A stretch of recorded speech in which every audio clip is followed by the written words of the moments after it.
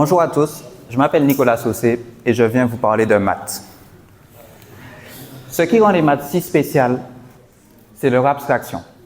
L'abstraction permet aux maths d'être appliquées à tellement de domaines qu'à la fin, on ne se rend même pas compte que ce sont des maths qu'il y a derrière ça.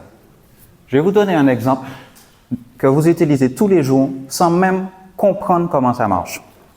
Cet exemple, c'est celui des correcteurs orthographiques, ceux qui sont là pour corriger nos erreurs lorsqu'on envoie des messages ou des mails. Les correcteurs orthographiques, il y en a dans toutes les langues.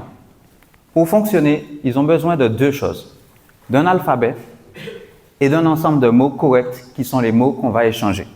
Là où l'abstraction rentre en jeu, c'est que nos mots, ils peuvent être composés de chiffres uniquement. Dans nos ordinateurs, dans nos téléphones, il n'y a que des 0 et des 1.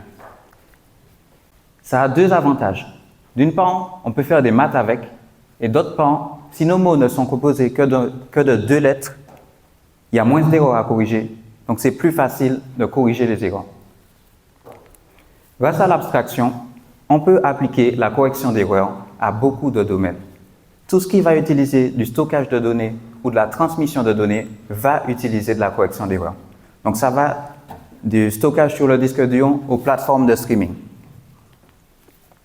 Si les ordinateurs ont su résoudre des problèmes que nous, humains, n'aurions jamais su résoudre, ils ont eux aussi leurs limites.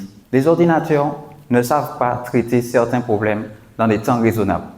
C'est pourquoi on cherche à développer actuellement des ordinateurs quantiques qui, eux, seront capables de résoudre certains, pas tous, mais certains problèmes très rapidement.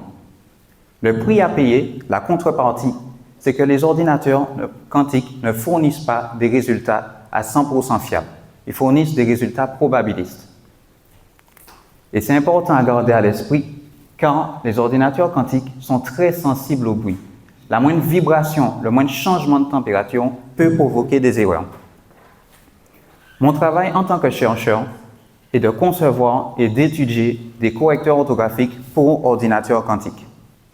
Et c'est beaucoup plus difficile qu'avant, car là où avant les mots étaient formés que de deux lettres, des 0 et des 1, maintenant, notre information elle est stockée sous forme de vecteurs unitaires. Si ça vous intéresse d'en apprendre plus ou de découvrir comment les maths sont utilisées, même de façon inattendue, dans la vie concrète, j'en fais la promotion sur mes réseaux sociaux.